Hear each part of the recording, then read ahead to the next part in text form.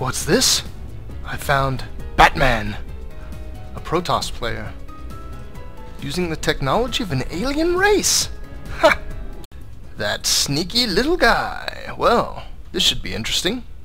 Welcome to another Starcraft 2 commentary. I will be playing my Platinum account, and I will be playing Zerg. So there you have the details. Here we have the action. Batman the Protoss against the Madbag the Zerg. Ohana LE will be the map. A lot of pros I've heard in casts recently. I've heard this map called a Protoss favored map due to it's kind of got decent setup for easy macro for just about any race for your first 3 bases.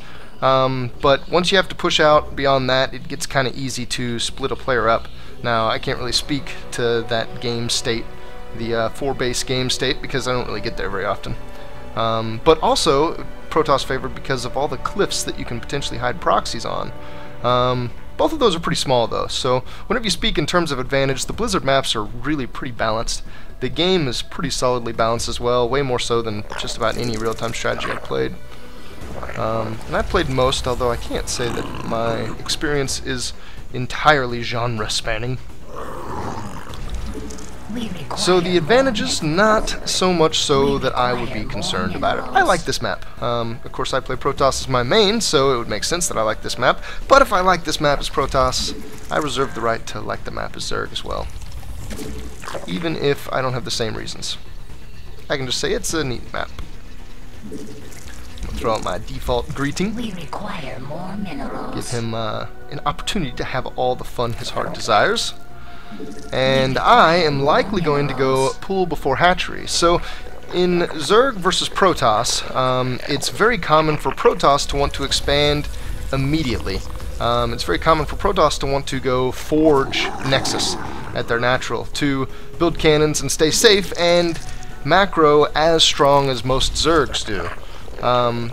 Because that's the case, and because they often get a forge first, they can actually do a really nasty tactic called proxy cannons. They can put a pylon behind your natural as a Zerg player at your base, outside of their own base, not anywhere near their own base. They can come put cannons in your base and mess you up with them. So a lot of times Zergs won't brave doing a 15 hatch, whereas against Terran and sometimes against Zerg, you can build a hatchery before you even build your spawning pool. Before you build any other structure, you can go ahead and get more macro. Must macro.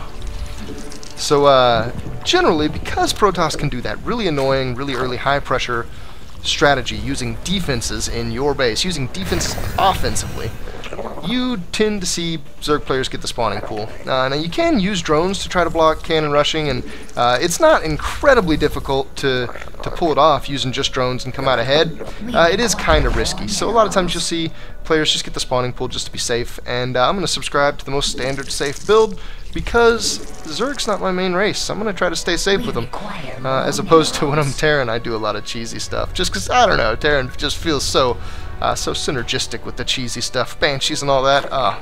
So easy to get a banshee, a successful banshee off, and just be like, oop, game. My game. As Zerg, though, I'm going to take the macro strategy. Now that involves putting a hatchery down shortly after my pool. And upon scouting a little bit late, I see something very concerning. I've been in his base, I've been all around his base. I see a Nexus, a pylon, and 2 gas. That's not very much stuff. As a matter of fact, 2 gas, you never get 2 gas before your gateway. There's just no reason to have that much gas. And not seeing a gateway at all by the 4-minute mark, by the time my spawning pool is... Did it finish? Did my spawning pool already finish? Yes, it has finished. I'm almost done with my queen. Oh, and there it is. So I get nervous and I scout with drones. And sure enough, Batman is being a ninja. He's proxying a Nexus right outside of my base. And he's going full-blown with this. He's got a pylon there and 2 gateways warping in. This is disastrous for him, because I've found it. That's going to be really difficult to defend. And I did a pool first build. If I would have went hatchery first, it would have been a lot harder for me to put this pressure on. But since I got the pool and got lings out, I didn't even get lings the second the pool was finished either. I got another round of drones. So I'm in a great place, macro-wise, and I've got a rush advantage on him as compared to the build he did anyway. So Batman being a ninja with a strange build. He's got a lot of pylons going down here, and I did end up getting the hatchery, so it's not like I'm all in or anything. If he gets a couple zealots out, zealots do really good against zerglings. It could make this this push really difficult for me. I am bringing reinforcements in. Oh, there's a zealot. With no micro on either side, 4 zerglings can kill a zealot. If the zealot has the zerglings in a choke, to where only 2 zerglings are attacking at once, or even fewer if only one's attacking at once, then the zealot will take out all of the zerglings just sitting in the choke. Maybe take out like 6 or 7 zerglings even.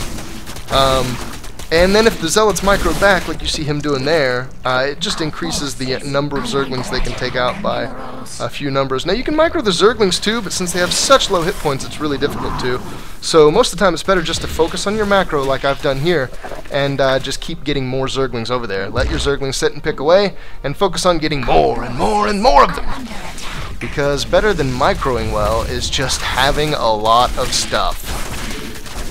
He's got that zealot production going pretty well though, and he is microing them well. He is keeping them in chokes. Oh, the pylon! Oof! What did that get to? That must have been just like a couple hit points left. I focused it. I didn't quite get it. My drone count is looking amazing though. I am fully saturated on minerals in both bases, and I'm going up to 3 gas, which would work really well with a lair. Do I already have the lair coming?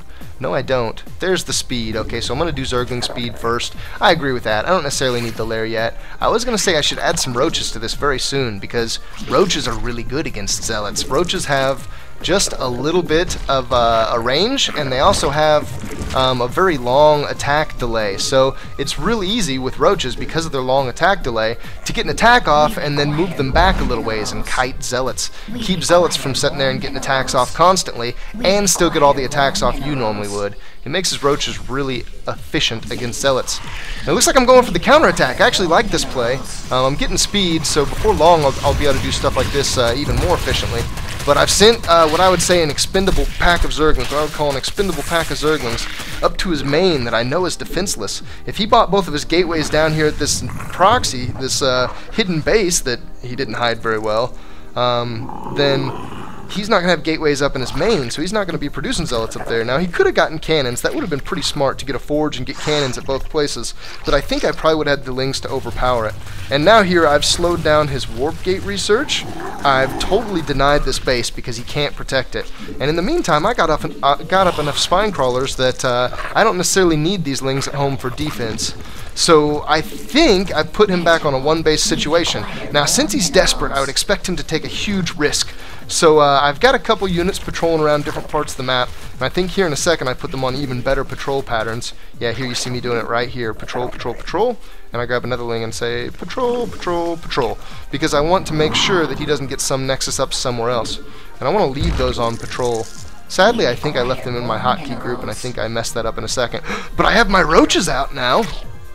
And I have a crap ton of lings again. So I'm going to keep this guy on his toes. Now that I've cut his feet off, his main base, I guess, I don't know, he didn't really invest much in it. I guess it's kind of not his main base. It was almost like that was his reverse expansion. Whoa, a Robo! What are you doing, guy?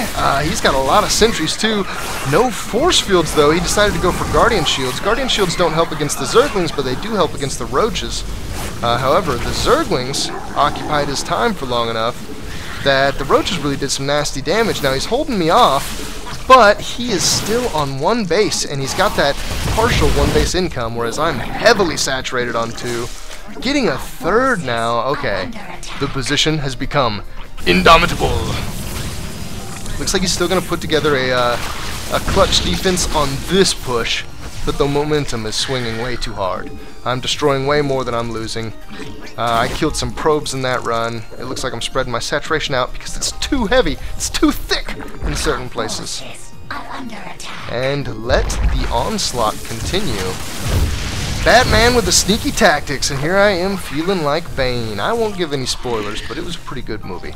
You should go watch it. I would have to say that Batman Begins and Dark Knight, I think, were both a little bit more solid. I really liked Begins. I would actually tie it with Dark Knight. I know a lot of people call me crazy for that. But Dark Knight Rises was it was good in its own right, but not quite up to the snuff of those other two. GG! So allow me to quit babbling about movie trivia and wrap this bad boy up. Boy, he was in a rough spot. He tried a really risky play, and I kind of wanted to show this game. I almost wish I had more games where people were doing cheesy stuff to me, but honestly, as you get higher up in the leagues, people stop doing those cheesy, real super risky, high risk, high reward plays, because more and more people just get able to stomp them with standard play. Anyway, I was looking at that replay scorecard.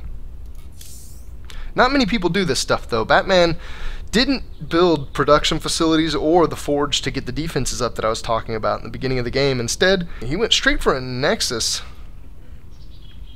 at a orbital base. He was hoping that he could build a nexus and I wouldn't find it. He was hoping I wouldn't scout him, see that he didn't have a gateway, and be like, wait, what's going on, and look around.